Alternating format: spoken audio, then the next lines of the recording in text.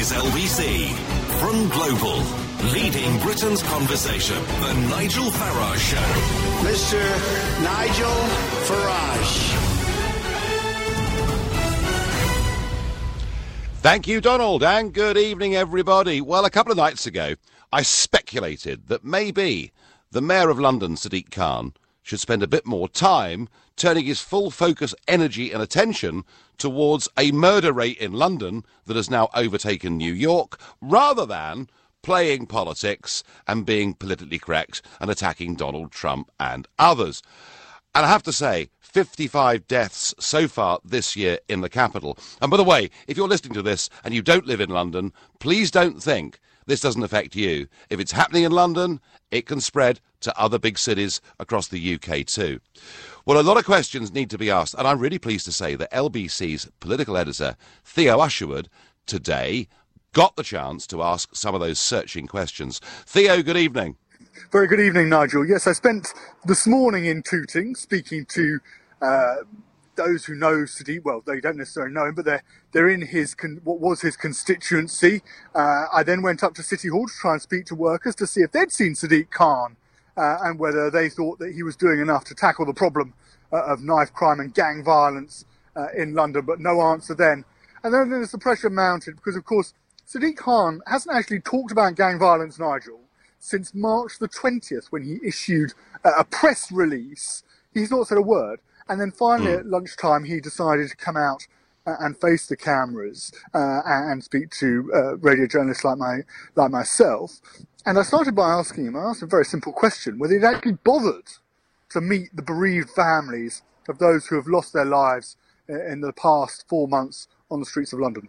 I've been here in London. But you haven't been out. Have you been to meet any of the bereaved families? I've spoken to a number of people over the last few days. Have you spoken to the bereaved families? No, I haven't spoken to the bereaved families, but I've got a deputy mayor and a commissioner and the Met Police. But you're the Service. mayor. The buck stops with you, so surely. That's an easy point. The point is that we're a team. The Met Police and City Hall are a team, and I've got full confidence. So you haven't met the bereaved families. You haven't made any public appearances on television or on a broadcast. You haven't done any walkabouts. You haven't been to the scene of any of the murders. I mean, Ian Duncan Smith, and I know he's a Tory, and I know their local elections and things are sensitive, but he's saying you're missing in action. Doesn't he have a point? Look, I've been a number of knife sweeps. I've met a number of families. I've been to funerals. But you haven't met the victim before, but not now. The problem's now, Mr. Mayor. I mean, look, I'm here talking to you, trying to explain some of the things we're doing. I accept there are elections in 4 or 5 weeks' time, and politicians will have an attack. That's part of politics. But actually, you know, we've got bereaved families. We've got 2 teenagers who've lost their lives just in the last week. So as a father of 2 teenagers, it's personal to many of us who understand these problems. And, you know, I've got full confidence in the Met Police Service, but I'm not going to apologise for making the point, which is the context of the cuts over the last few years. I'm not going to apologise doing that. One of the jobs of the Mayor is to be the champion advocate for our city. That means standing up for our city when we're facing massive cuts. But that's the point, isn't it? One of the points, main roles of the mayor is to be a leader, is to be seen, is to be out there front and centre when this city is in a really difficult spot and fronting up to the scourge of knife crime and gang violence. And many of our listeners on LBC will be wondering where you've been. I mean, we've been trying to find you for the past 3 days, and now we're on Thursday lunchtime. You could have been out on Wednesday lunchtime, you could have been out on Tuesday lunchtime. Indeed, you could have been out over the bank holiday weekend, but you haven't been. Well, to be fair, the Deputy Mayor's done a brilliant job. But you're the Mayor. And She's not. The buck doesn't stop with Sophie Linden, it stops with you, Mr. Mayor. And I'm here. Now, Thursday lunchtime. Well, hold on a sec. I mean, I'm here to talk to you as you'd expect me to do. So what I'm not going to do is do 24 interviews 7 days a week. But I'm always happy to talk. You could have been out on Wednesday lunchtime. Oh, that's unfair. Could have been out on Tuesday. But the police and the Deputy Mayor have done a great 7 job. dead in the last week. It's 12 dead. 12 people, 12 bereaved families. 12 people dead on the streets of London, and you have not made one public appearance. Well, here I am, and I use a number of ways to... too late. That was Sadiq Khan speaking to me just after lunchtime today. He didn't have the answers, Nigel. Simple. He didn't have the answers. I tell you what, Theo, he may not have had the answers, but I tell you something, you had the right questions, and very well done you. You've asked the questions. I think that all of us would have wanted to ask. And I have to say, I find that response from him literally outrageous. I mean, he's behaving like a bureaucrat, not like a leader. It's a very fair criticism, Nigel. The fact is, he's been known in London as the press release mayor. He's only too happy, his critics say, to stick his hand up and complain about government cuts or complain about underfunding for London, when the real problem is, what's he actually doing for London? He tries to ban Uber, his critics say. He's opposed the Garden Bridge, his critics say. But what's he actually done positive? And London, with this rise in knife crime, with this rise in gang violence, which we have seen since he has become mayor and even before, but what has he actually done to tackle the problem? And he hides behind government cuts, Nigel. But what's really interesting about this, and this is a true statistic, when you look at recorded knife crime in the capital from July 2013 to July 2017, it has risen 38%. And he complains about government cuts, but the interesting figure in the same period, when you compare the number of police officers in July 2013 to the number of police officers in July 2017, there's only a difference of 1.5%. They've only dipped 1.5%. And Sadiq Khan's trying to say, well, I don't have enough money. The number of frontline police officers in London is down 1.5%. Knife crime is up nearly 40%. That argument for Sadiq Khan just doesn't wash. No, it doesn't. Theo, listen, well done. That is a great piece of journalism. Thank you. Well, Theo Usherwood there, absolutely getting the Mayor of London, I think, bang to rights. So what's behind all of this?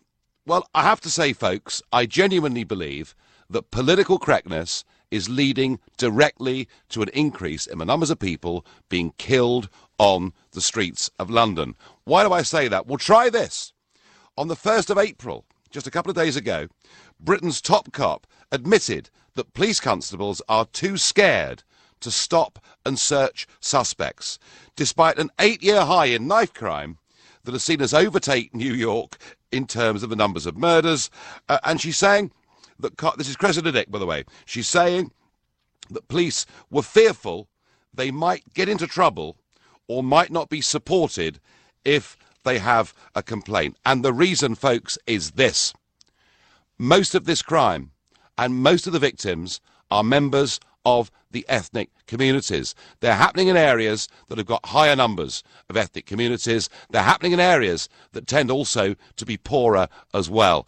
And the police don't want the imagery of them picking people up, stopping and searching members of the ethnic community for fear they will be thought to be racist. And as a direct result of that, more members of the ethnic communities are being murdered.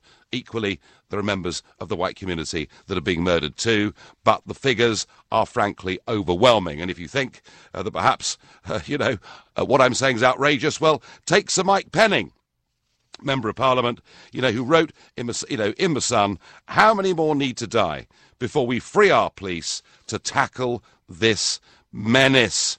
Officers tell me that unless they see a weapon, they won't consider stopping a suspect. This is bonkers. Well, I have to say, Sir Mike Penning, we may not agree on many things in politics, but on this, you are absolutely right. So there we are. That is my contention. I believe political correctness is killing Londoners. If you agree with that, call me on 0345 6060 973. If you think, no, I'm wrong, it's all about the cuts, we should listen to what Labour have to say, Diane Abbott and all the rest of them, then of course you can text to 84850. Or maybe you think that it's down to social media. What? You say? No, that is what the Met Commissioner Cressida Dick said. She thought the rise in the murder rate could be because of social media. And if you agree or disagree with her, let me know on Twitter using the hashtag Farage and LBC at LBC. I have to say, I thought that interview was quite extraordinary. This man is not a leader. He's behaving like a bureaucrat. It's all up to everybody else. I can't believe it. I wonder what Wayne in Southall, who's a brand new caller to this show, makes of it all. Good evening, Wayne. Good evening, Nigel. Must admit, this is the first time I'm going to be talking to a politician directly, and I've listened to you in the past. Well done. I've liked what you've had to say in the past. But this issue, this topic, has got me boiling. Because one, I am black. Two, I am old enough to understand what it was like from back in the days of the SUS laws. I've seen the black people being taken advantage of and put into imprisonment, even though they've not done anything wrong. All of that I've experienced either through people that I've known, I've experienced through knowledge and understanding what's been going on. However, the situation that we've got right now, where we've got young children carrying knives or guns or acid, I think the government need to take a solid stance.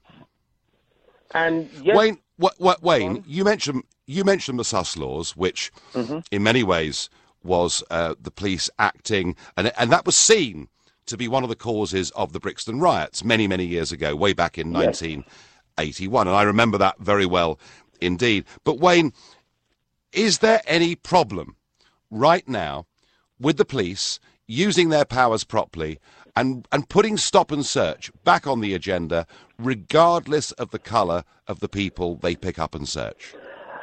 Right now, the police are able to wear cameras on their cells. So, and you can hear what they say, you can see what they do. Providing it is done clearly, providing the people can see what is taking place and hear what is going on, then we have a proper, correct record that can hold up in court. Okay, so Wayne, power to do it. Wayne, do you want to see more stop and search, Wayne, in these areas where the murder rates are accelerating? I believe where the murder rate is accelerating, although I'm old, I have a very young child, and I have a fear that one day he's going to say, Dad, I'm going to school on my own, I'm going to come home on my own. I have that fear that I might not see him again. Now, if it's going to be a case of somebody trying to entice him into drugs or entice him into carrying weaponry for some form of gang, I have that fear about him. Yeah, well, that's terrible, Wayne. To know that the police has the power to stop and search, and if at any point the police finds a gun, finds a knife on any individual, male, female, young or old, and I say young, stressing young, because sometimes the matured gang leader allows the younger youth to carry the knives and the guns because the younger youth get away with it.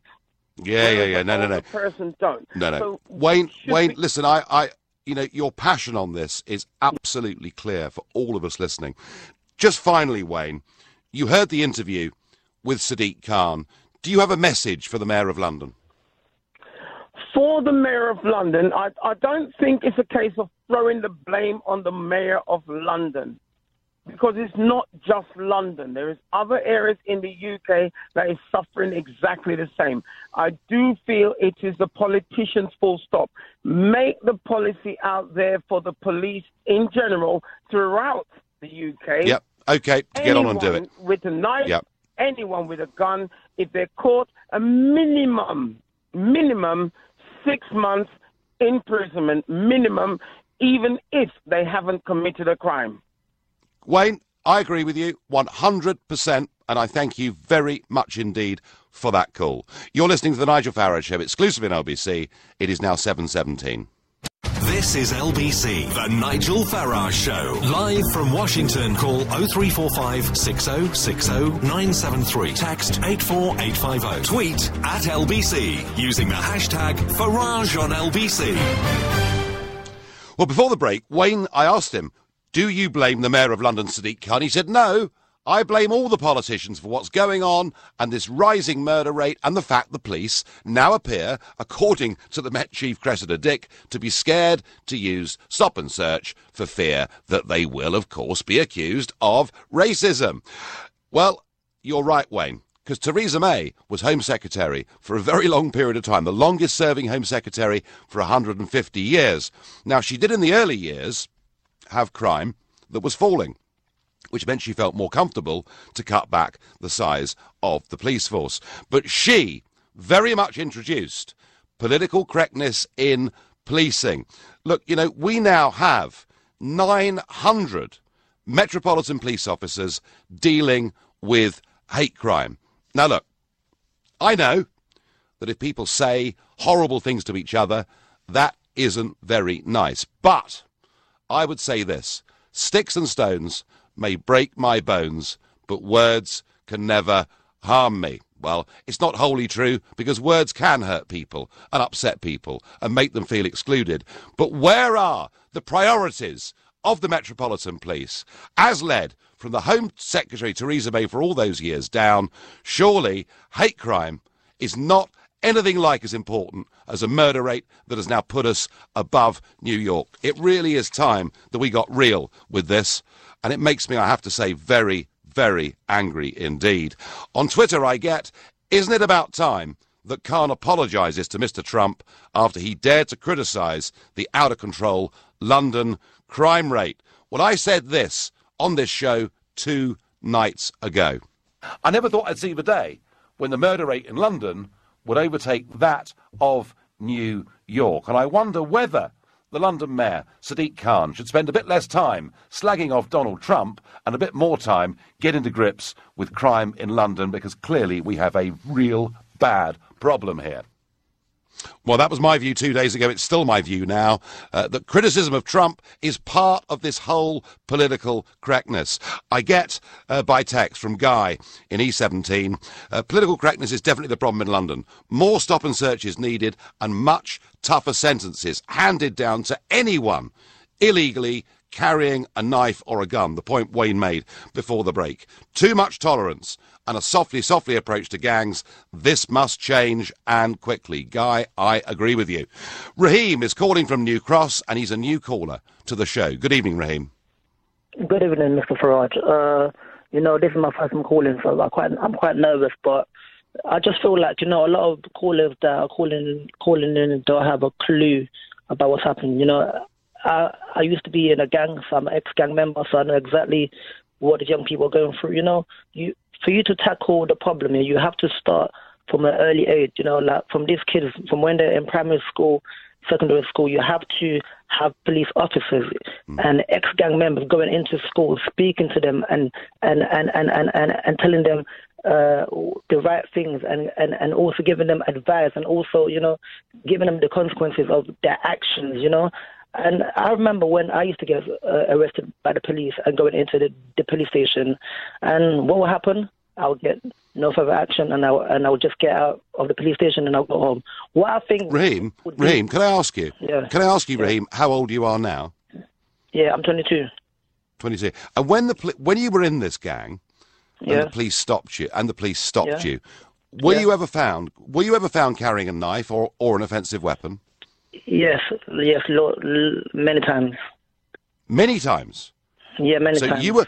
So you were picked up by the police many times, carrying a knife, and nothing ever happened to you? No, see, this is the problem. The problem is that the police cannot prove. The police cannot prove that you've got a knife. I can have a knife and I can see a police officer and I can just throw it away. There's no evidence that it's my knife. It's next to me, but it's not my knife. So you are talking about the police. The police should bring stop and search. That's just a deterrent. That's not going to stop anything from happening in the UK. It's not going to stop the problem of just young people. What needs to happen is education. You need to educate these young people. You need to actually explain to them the consequences of their actions. And like I said, you need to start from a young age. I'm talking about primary school and into secondary school, because in school that's where a lot of young people meet each other, bad and good kids, and I feel like obviously that's not a problem alone, but I feel like I can. No, Raheem, listen, I hear what you're saying about education. I get that, but let me ask you a question. If you knew when you were in that gang that if the police swooped on you, with their new cameras on the helmets, and they found you with a knife or an offensive weapon, if you knew, Raheem, that you'd get 6 months in prison, would that have acted as a deterrent to you carrying a knife? Again, you don't understand the thing about young people in gangs. Let me say one thing that's might even shock you. Yeah, let me just say one thing to this. Like when these young people that are stabbing people, it's just like how people want to become famous. When people want to be famous, they'll do anything. They will do whatever they take, and they love the fame. They love what comes with it. It's same thing for young people in gangs. When you stab a person or shoot a person, all the other young people are talking about you. Yeah, this person is this. this person did that, and you get a lot of fame, and the young people don't understand these things, don't understand that it's not a positive thing, it's a negative effect. And Raheem, so you've now left this gang, and I'm very pleased to hear that. When you heard, Raheem, at the top of the hour, the Mayor of London saying that he hadn't visited any of the crime sites, that he hadn't spoken to the families of any of the victims, how do you feel the Mayor of London is doing? But what does that got to do with? That has nothing to do with helping to stop the problem. Sadiq Khan going to see the families doesn't solve the issue. The issue has to be solved. And you lot keep talking about the police bringing stop and search. That's not going to stop anything, because you're just going to stop any black boy or any black young man on the road, and you're going to give the excuse like because of da-da-da-da, and you're going to stop them. And I feel like there's a agenda here that needs to be stopped, and I feel like I said, for me, the most important thing is you need to educate these young people, you need to Raheem, make them understand. But Raheem has a problem with that. Raheem has a problem with that. That education takes a very long time. I understand the point you're making, but it takes a long time. What needs to happen with a murder rate that is rising rapidly now? What do the police need to do now, Raheem, to try and stop this escalating? Look, this is not just happening today or last year. This has been happening for years. So this is nothing new. The only reason why it's becoming a big thing is because the people that are on the news, the people that you see on TV are getting younger and younger and younger. This thing happening all the time.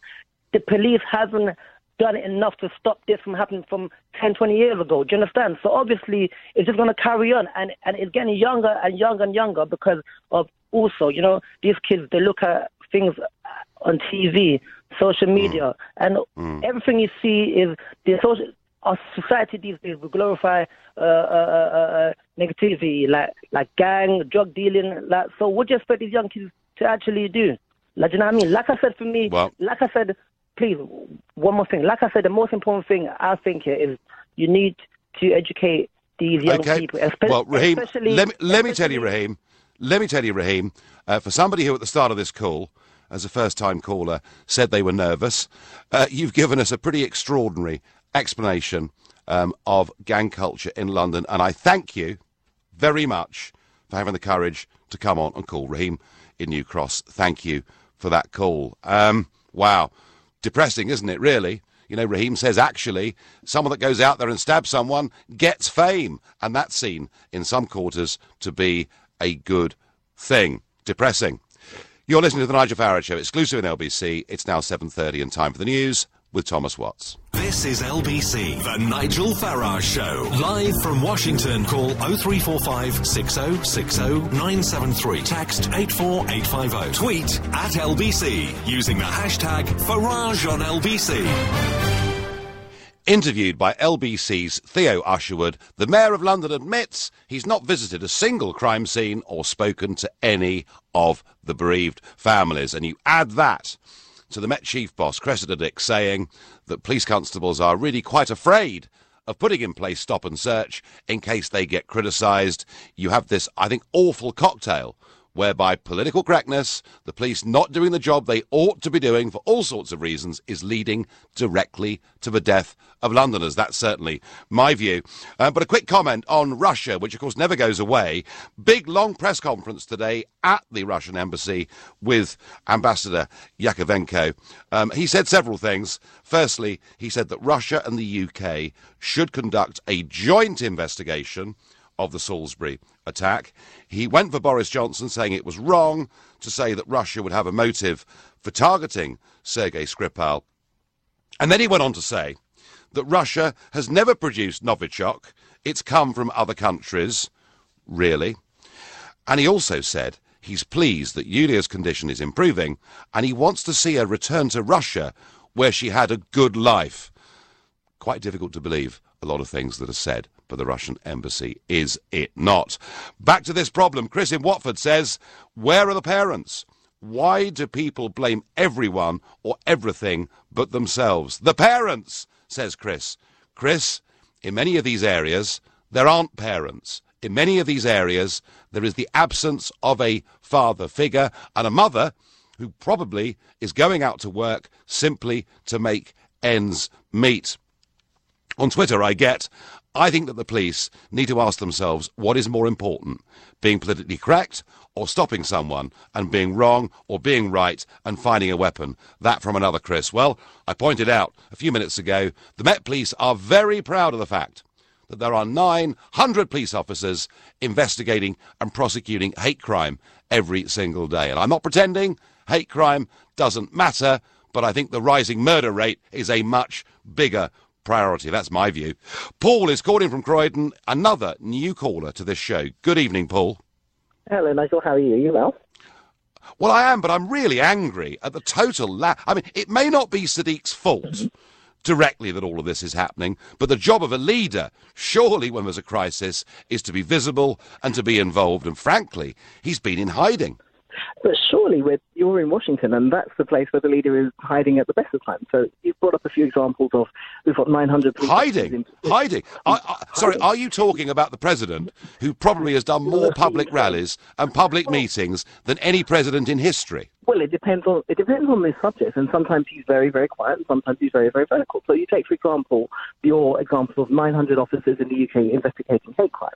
Well, in the US, we've just had the Parkland shootings, where the shooter himself was an advocate of hate crime, and everyone has complained that he should have been picked up long before this by the FBI, because of the hate crime that he's been spouting. So, Paul, let me distinguish something here. If hate crime is calling each other names, that could be hurtful to people. But if hate crime is saying, I am going to go and kill people in a school, that is way beyond what I would call hate crime. That is somebody actually... Well, there is a big way to differentiate, and you know, we are now in... I mean, Paul, we are now in territory in the United Kingdom where if you even criticise one religion or another, just for criticising a religion, you can be thought perhaps to even be a terrorist. So I do think there are some twisted priorities here. But we are in an interesting place in the UK where we have groups like the EDL having marches through the centre of London, and I've never seen anything like that before. So receiving leaflets and pamphlets from groups like the EDL and from Britain First, where they're actually putting out tweets and messages, we're in a very interesting place. And there are some things, I mean, the police officers in the UK saying they're afraid to use their powers for stop and search. Yeah. Well, I've been around for a long time and lived in London for a long time. Stop and search was abused. It was an ineffective tool because it was abused. It was an opportunity to bully and harass people on the streets. They did it countlessly. Now, if you're going to do your job properly and you're going to do it above reproach and within the law, they know the law better than anybody else, and with body cams on, do your job. Don't be afraid of being accused of something, because the evidence will be there to do your job. Well, that's the point, isn't it? Yeah, with these cameras, Paul, that is the point. By the way, can I point out, you talk about EDL marches and all the rest of it. Yeah. Back in the 1970s, there were big marches that took place. I can think particularly of a big National Front march that took place in Lewisham. So we have seen this stuff in the past. Paul, thank you. I'm going to move on. I'm going to go to Akshay, who's calling from Wembley. Akshay, is the London Mayor, Sadiq Khan, doing enough? Well, with Sadiq Khan, I mean, I think I don't think it's fair to actually... I mean, you can certainly say, well, you know, should he or should he not have already made a comment on what's been going on. But actually what I've found is that whenever Sadiq Khan ever says anything or makes any sort of... I'm not Sadiq Khan's biggest fan, by the way, but whenever he makes any sort of comment or does anything, you know, it's there. You'll get comments. I don't know whether you've seen on his Twitter handle, but you get comments from so many people saying, "Oh, he's just there for the photo opportunity," or you know, he's still not doing enough, and this, that. Well, I tell you what, Akshay, that was almost suggested by LBC's political editor Theo Usherwood just earlier on. So there's a lot of people think that he's a mayor that sends out press releases, that criticises Number 10, but doesn't actually roll his sleeves up. I think I think it's a difficult one because, you know, of course, you'd like to see the Mayor of London. You'd like to see a lot of, you know, I think he mentioned that actually, I think the deputy mayor had been to see the families of the victims, and you know, of course, it's a collective effort. and it's a collective effort also in society in order to be able to prevent... Him aside, Akshay. Him aside, Akshay. We do have a crisis, a real crisis. What do you think needs to be done? Well, I actually live in an area which has been blighted by knife crime, not just recently, but for a very long time. 20 years ago, I used to go to secondary school, and there, a 14-year-old stabbed a 15-year-old to death. That's 20 years ago we're talking. So this isn't a recent thing. It's been going on for a very, very long time. It's growing, Akshay. It's growing. It certainly is. It certainly is growing, and it's very, very concerning, of course. And it's something that we do need to address immediately. It's urgent. But like I said, it's for me, it is a situation where, for instance, the secondary school that I was actually referring to is the secondary school where a lady was. There's a teacher who's now become the world's best teacher. Who's now been awarded as the world's best teacher. Part of that was because she actually gets out there and gets her hands dirty and says, "Well, I don't want kids to be hanging around outside and getting involved in sort of gang violence and all that sort of stuff. Get them sent home." So education is one of the. Yeah, OK. Akshay, I've got to move on. I want to get some more voices. Thank you. Demetrius is calling from Dagenham, a new caller to the show. Good evening. Hi, Nigel. How are you? I'm angry. The mayor's not being a leader. He's behaving like a bureaucrat. Well, one thing I might say, though, your caller earlier, he called maybe a few calls ago, the young 22-year-old that was in the game. Raheem. Yes. That was probably one of my...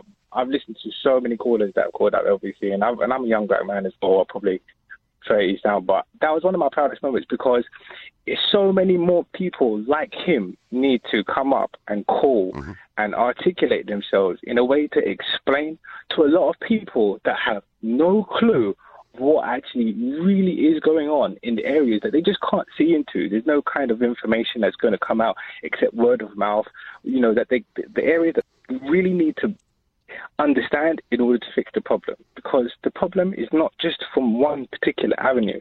He said something which was really true, which is about fame, notoriety. It's hand in hand with the gun culture and the crime culture, and it's sad to hear. But there's other methods as well. For example, drugs is a major issue, etc., etc. Hate crimes is a major issue, etc., etc. And people are talking about ways to fix it and are focusing on one particular method. Now, with all due respect, Mayor Khan, Sadiq Khan is not the solution. Whether he is out on the streets for the last 2 days, 2 weeks, it doesn't matter, because he's 100. When he said that was the most correct thing. He actually said it doesn't matter. He can't do nothing. What really needs to happen is people like him speaking up, and actually people from each individual sector, housing, schools, the homes, parents, policing. Someone made a point earlier and said, if someone gets caught with a gun, put him in jail for 6 months, mandatory. Where are you going to put them? Well, Demetrius, I suppose the answer is if you have to build more prisons, you build more prisons. Right, so that should be what people are talking about in terms of actually making a solution. Because I tell you now, if people started seeing prisons being built, for such and such, actually thinking that something really is going to happen, then maybe people will think, all right, we need to think about what we're going to do. Okay, and also, what happens when you put them in prison is, well, who are you putting them with? You have to understand. Prison is not a deterrent. It's a crime stop. Demetrius, if there was one thing you could do right now, what would it be? I don't know. Put it this way. If we... Now, I agree with you on some things. I don't agree with you on some other things and so forth. And I know you've heard that many times, but... Sure. It's hard for me. I don't have the answer. I'm not a politician. But if we have people in positions that govern areas of the whole country that have no background in it, and we're trying to solve the internal problems, it makes it very difficult to give you an answer. You and Raheem have made this point that actually most of us just have no idea what is going on in terms of the culture of these gangs. I thank you very much indeed for your call. I've got to move on. You're listening to the Nigel Farage Show, exclusively on LBC. It's now 7:46. A Nigel Farage Show, live from Washington only on LBC. Well, thank you. Breaking news. We've heard, in fact, we had some text coming in to LBC within the last hour. There's been a double stabbing in Mile End, in the East End of London. The Met have now confirmed that 2 people have been taken to hospital. The stabbings are not fatal, and there has been 1 arrest. That has happened within the last hour whilst we have been on air. It is happening out there. I get on Twitter, police need to be out there harassing these gangs nightly, even if they aren't carrying knives. Marilyn says, I have never heard anything so negative that kids kill because it brings fame. How about joining a football team or becoming an artist or musician or getting fame that way? Well, Marilyn, one thing that I have been struck by, by 2 callers who've said that most of us haven't got a clue about this gang culture, and they're probably right. The one thing I'm struck by is actually, are we through schools or through local community youth groups, are we actually giving youngsters incentives to be good at football or good at art or whatever it is?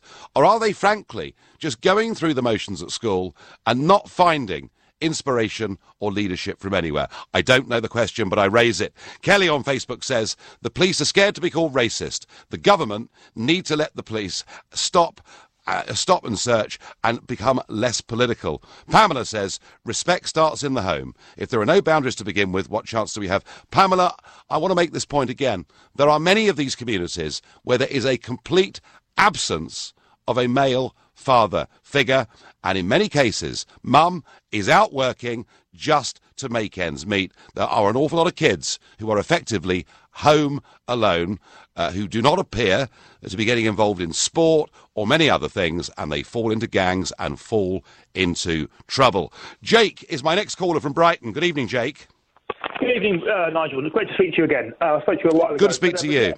Yeah. So Jake, tell me, I've said that I think political correctness is directly leading to an increase in murder in London. Do you think that statement's over the top? I think it's a little bit more nuanced than that, Nigel. Okay. It's a bit of a sensationalist statement. Not trying to go at you for that, but I think possibly there's many facets. There's many facets to this, and I think one of the most important things that was mentioned by your previous caller, Raheem, who was absolutely brilliant, by the way. And again, I'm from Brighton, so I understand why people from London are calling him mainly, and I understand that that's there's more sort of germane to them, and and I get that. But I feel that I've seen things in the past, and I feel that this issue around fame and popularity and it is really under-addressed. These people, they have this, especially the young people, they have this real urge to want to be noticed, be famous, be liked, money, all these things, really quite infantile things, really, when you think about it. And a lot of these people, they need to sort of, because a lot of these people grow up deprived and poor, and I just feel like that is one of the main catalysts for why they get involved in these things, and it needs to be, we need to address that. And so really, I'm sort of echoing what Raheem said, and that education is primary. Yeah, but the problem, Jake, is that to get a change in society through the education system is going to take you at least 5 years, and actually, Jake, probably 10 years. But all things that are worth all good things that are worth doing and need to happen, unfortunately, do take time. When you go through a degree, it takes time. When you go and study, it takes. Jake, I accept that point. I accept that point, but how do you respond to the fact that there's been a double stabbing in Mile End whilst we've been on air, and that the pace of this is accelerating? What, Jake? Maybe a curfew. A curfew? Possibly. It might sound a bit drastic, but wow. I've gone from one end of the spectrum to the other. But okay. But if we're talking drastic right now measures, then something like that might need to be implemented. But I think the long-term thing, long-term goal cannot be overlooked, Nigel. Okay, Jake, no, you make the point, you make it beautifully, thank you. A lot of people, I think, actually very fascinated by that call from, he said he was nervous, Raheem, he'd never called before, but he's made quite a lot of us think. So, a curfew, says Jake in Brighton. I think, and yet, I get, on Twitter, curfew. All under 18s, in cities, have to be home by 9 o'clock, no excuses. Well, all I can say to both of you is good luck with enforcing that. Jay is calling from Newham and is a new caller to the show. Good evening, Jay. Yeah, good evening, Nigel. So what do you think? All right, here's the thing. A lot of people need to understand that when you're talking about the gang culture, you're talking about just that, a culture, a mentality, a way of life for so many young people who view stabbings and shootings and going to prison as part of life. It's normal. Do you understand? So when you talk about putting more police on the streets, it's not changing anything. It's not going to make it any better because these kids don't fear the police. They don't fear going to prison. Do you understand? A lot of these kids rather carry a knife and run the risk of going to prison than not carry a knife and run the risk of being killed. It literally is. The mindset for a lot of these kids is kill or be killed. Do you understand? Just today, my nephew and my little brother, who are both 17, said that they're now contemplating themselves having to carry a knife because of a stabbing that happened in Walthamstow earlier this afternoon. And they were like, you know what, this is actually getting out of hand. I'm thinking of actually carrying one for my own safety. So a lot of these kids, it's not about the police. Do you understand? They're fear because at the end of the day, the police 9 out of 10 times shows up after the stabbing, after the shooting, after someone's been killed. Do you understand? It's a mentality. It's a culture. It's a way of life. Look at the United States. People said, let's get as tough as the United States. Has that helped the United States? Of course not. Oh, well, Jay, Jay, you know, when Rudy Giuliani was mayor of New York, he put some very, very tough, you know, street policing, dealing with even little things like graffiti and broken windows, and he did radically bring down the crime rates in New York. He didn't get rid of it. New York. Well, Jay, you'll never get rid of it. You'll never get rid of it. Exactly, and that's my point. There is no. But what worries me, Jay, what worries me is this. Solution. There isn't one. There isn't. You're not going to get rid of gang culture.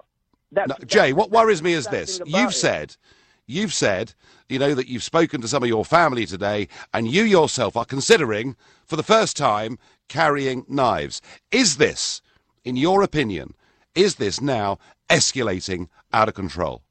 It is. Do you understand? It really is, and I think something else has to be done. I don't know what for me, but I'm just sad and I'm heartbroken every time you hear another. And the worst thing about it is we as black people, we need to be real. We need to actually confront this issue and say, you know what, this is something that's affecting our issue. There's a lot of people in our community who say, yeah, it's not only our community, it's not only a black thing. Yeah, it's not only a black thing, but the vast majority of kids that are dying on the streets are young black men. The vast majority of kids who are going to prison are young black men. So if we as a black community don't actually stand up and say we need to tackle this and ask ourselves, what is it about young black kids from the most deprived areas of London or Birmingham or Manchester that's leading to them being killed on these streets? Do you understand? There's a system that needs to be broken. I don't know what it is, but it's getting out of hand, and putting more police on these streets is not going to help. Look at Carnival, for example, Notting Hill Carnival, probably the single most policed event, do you understand, in Europe. Yeah? How many stabbings going in Carnival? Too many. So too many. Jay, I thank you. I've got to move on. Jay there, frankly, giving me the impression that this is about to get a lot worse. And I've got time for one last caller. Mohammed in Camden Town, new caller, very short on time. Please make your point. Hi there, Nigel. It's me, Mohammed.